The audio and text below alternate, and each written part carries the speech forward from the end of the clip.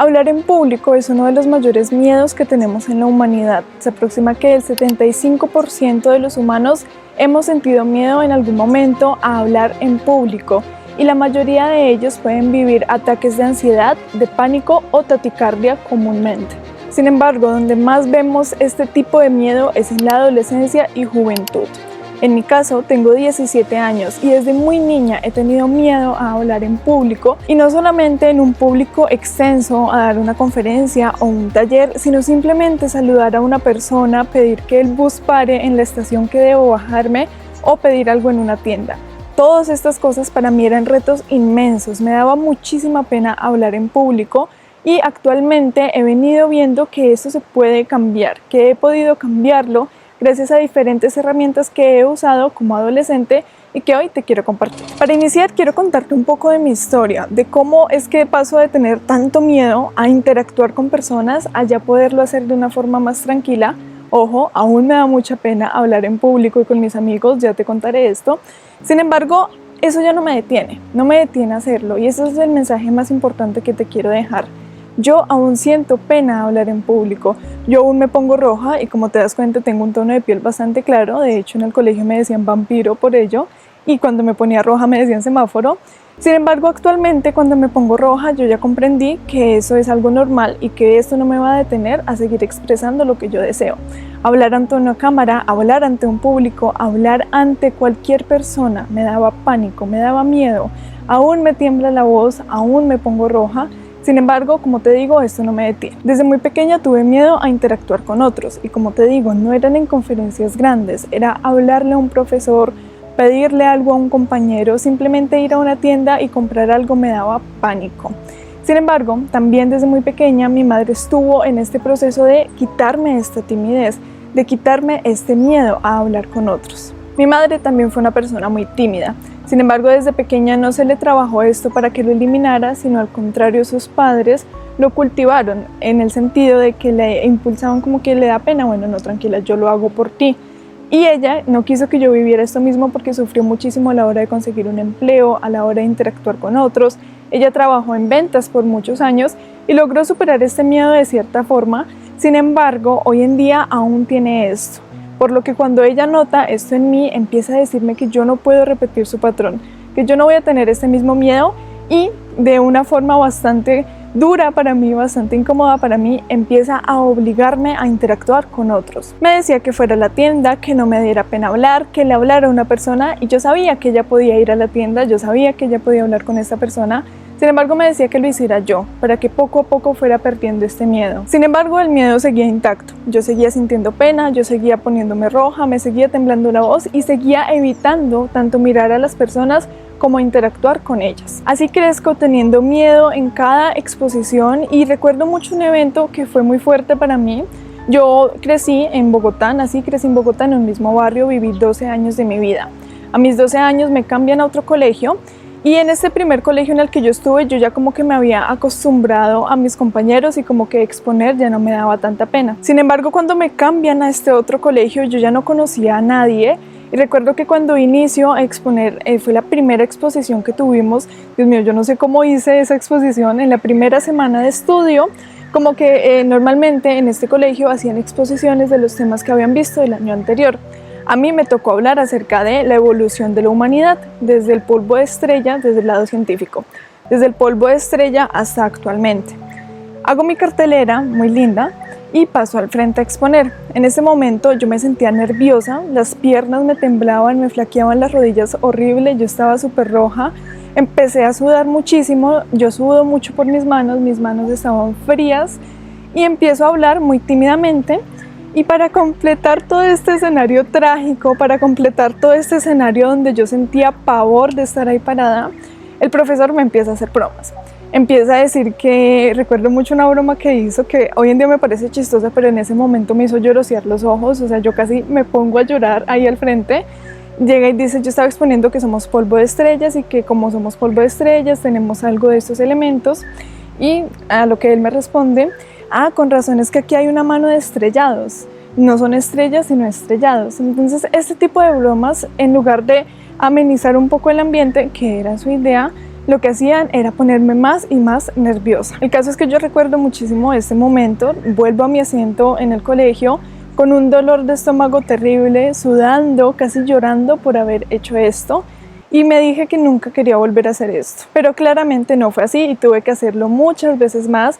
De hecho, en una ocasión me tocó exponer en inglés, esta fue muchísimo peor. Como esta tengo muchísimas historias, no solo en el colegio sino fuera. Sin embargo, yo sé que tú las conoces muy bien porque tú también las has vivido. Tú también como joven, como adolescente o incluso como adulto, las vives y me comprenderás bastante bien. Sin embargo, ¿qué pasó? ¿Qué hizo que yo dejara de sentir tanto miedo, prácticamente llorar al hacer una exposición, a ya actualmente poderme desenvolver mucho mejor?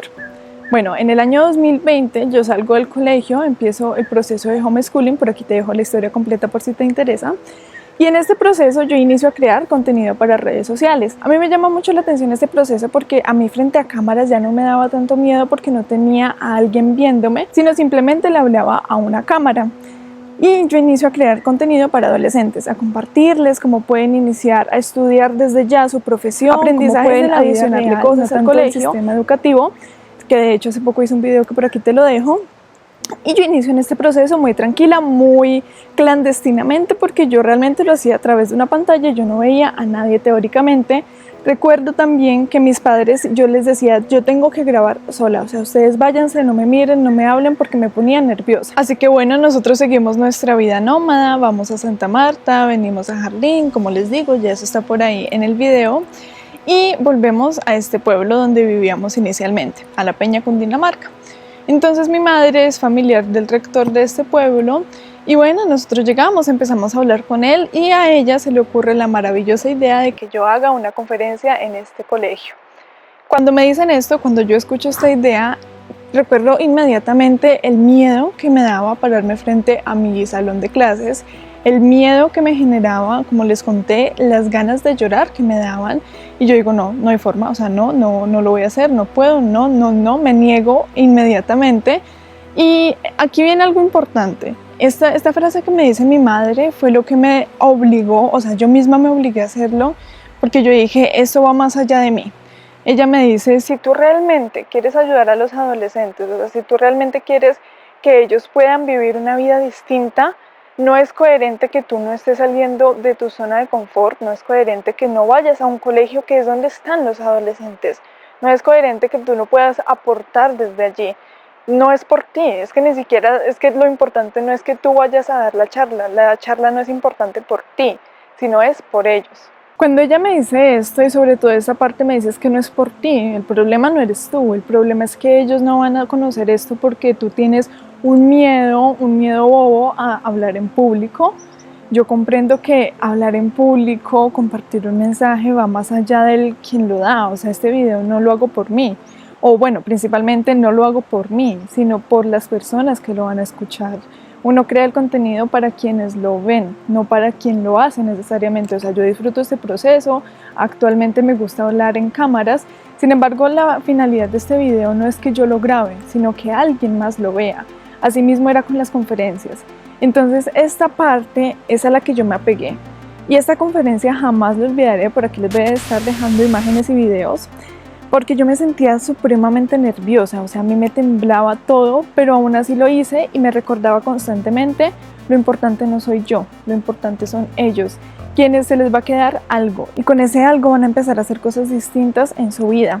Entonces, ¿yo qué pensaba? Y aquí viene algo importante. Entonces hay dos cosas a las que yo me apego cuando hago una conferencia o cuando siento miedo a la hora de hablar en público. Por un lado, o sea, nadie está pensando en mí realmente, sino está escuchando ese mensaje. Lo importante no es qué piensarán de mí, sino que van a pensar de lo que yo estoy diciendo. Y por el otro lado es que son personas, o sea, estos seres que me estaban escuchando, estos adolescentes, estos jóvenes, adultos, quien sea, también tienen este miedo y van a comprender que yo lo tenga. O sea, son seres humanos, no son robots insensibles. Te van a comprender, van a tener empatía, porque lo que te digo, o sea, el 75% de la humanidad tiene este miedo.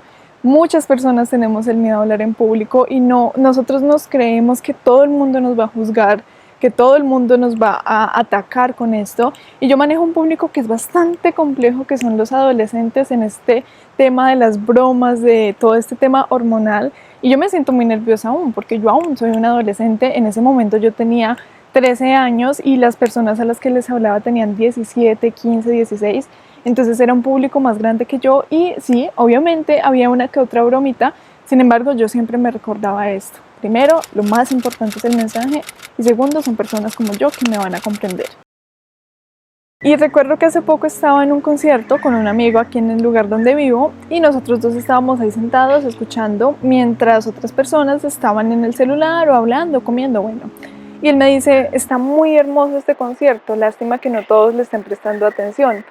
Y a lo que yo le respondí, pero nosotros todos le estamos prestando atención y estamos apreciando el esfuerzo que están haciendo y esta maravillosa voz de esta mujer, porque de verdad que era precioso todo, era acerca de música colombiana y boleros. Y él me responde, pero es que la idea es que todos estén prestando atención. Entonces allí yo me puse a reflexionar acerca de las charlas y todos los talleres que yo he dado, que realmente de una vez recuerdo 150 personas, yo quedé en contacto con 2 o 3, pero estas 2 o 3 personas aún me siguen en redes y les inspira lo que hago.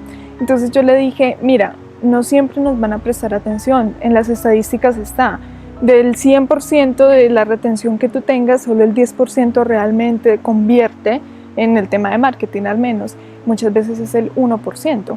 Entonces esto me llevó a decirle como que no necesitan que todo el mundo le preste atención, con que nosotros dos le estemos prestando atención ya valió toda la pena que estas personas estén aquí sentadas. Pero bueno, esto suena muy hermoso, esta historia es muy linda, superé mi miedo, pero no lo superé realmente, yo aún sigo teniendo este miedo. Entonces yo hago esta charla de la peña, supero ese miedo, me siento mucho mejor, pero el reto viene cuando vuelvo a hacer otra, y otra, y otra, y otra. Y en todas y cada una de mis conferencias yo siento pánico antes de iniciar. A mí me tiembla la voz, me tiemblan las piernas, pienso en lo que las personas van a decir, en que los adolescentes se van a burlar de mí, en que soy muy pequeña y ellos van a ser más grandes y entonces me van a hacer bullying y todo ese tema. Yo siento miedo cada vez que hago una charla, yo siento miedo cada vez que hago un video, me siento insegura de que de pronto lo que yo vaya a decir no está bien, que me voy a enredar, que se van a burlar de mí. Recuerdo mucho que de hecho en Perú usaba palabras como que no me entendían o usaba términos que no me entendían los chicos, entonces empezaban a reír entre ellos. Pero aquí yo comprendí como que listo, eso siempre va a existir, pero recordaba nuevamente esto, lo más importante es el mensaje y también son personas y me van a comprender en el fondo. Estas burlas muchas veces son inseguridades de ellos mismos que lo expresan a través de risa, sin embargo lo que están diciendo es yo no sería capaz de hacer eso, pero me burlo de ti para sentirme en un nivel más alto. Y lo digo ¿por qué? Porque yo también lo he hecho, yo también he sentido eso, yo también he hecho burlas de este estilo. Y luego comprendí la raíz de la burla. Y yo muchas veces les comparto que un adolescente con rabia o con rebeldía no es que sea malo, no es que realmente él de corazón desee hacer maldad a otros, sino que es un adolescente confundido. Es alguien que siente esa confusión hacia la vida, que no sabe qué carrera escoger, que te ve como una amenaza, porque ya les he compartido la teoría de la cuerda floja. Estamos en una cuerda floja donde cuando se nos empieza a dar órdenes, cuando se nos empiezan a dar ideas, lo que hacemos es gritar como que cállense, que yo estoy a punto de caerme, porque no soy ni niño ni adulto, entonces estamos en una etapa muy poco estable y por eso sentimos esta rabia y esta rebeldía y esta confusión. Entonces esto mismo sucede con las burlas, no es que realmente las burlas sean hacia ti, sino que muchas veces las personas tienen esas inseguridades y las expresan de esa manera. Entonces para finalizar te quiero compartir 5 puntos que yo uso para antes de dar una conferencia sentirme un poco más segura y bajar un poco más el miedo, aunque como te digo siempre va a existir. El primero de ellos es preparar muy bien el tema. Entonces cuando uno va preparado, cuando ya sabe qué decir, se siente mucho más tranquilo porque la información ya la tienes, ya te la memorizaste, ya estás más tranquilo. Lo que yo hago, o bueno, hacía más al principio, ahora no tanto, es escribir tal cual qué palabras voy a decir. O sea, en todo, escribo todo, absolutamente toda la conferencia o todo el taller que yo vaya a dar y ahí voy corrigiéndole cosas. Sin embargo, después de hacer como todo este guión completo, hago una tarjetita donde pongo solo las cosas más importantes y eso es en lo que me enfoco, en las cosas más importantes, en saberlas muy bien. Así ya yo tengo la tranquilidad de que listo, yo ya tengo el tema preparado. El segundo punto es el reencuadre mental. ¿Qué es el reencuadre mental? Es visualizarte ya tú haciendo la conferencia tranquilo. Es comprender que más allá del miedo, nuevamente lo del propósito, es más importante el mensaje. Y es visualizarte haciéndolo bien. Nosotros normalmente lo que hacemos es visualizar las cosas malas, los posibles errores que podemos cometer y por las cosas que se van a burlar. Entonces este reencuadre mental es cambiarlo, que si todo saliera bien, ¿cómo sería? Como tercer punto tenemos bajar los nervios. ¿Qué hice yo para bajar los nervios?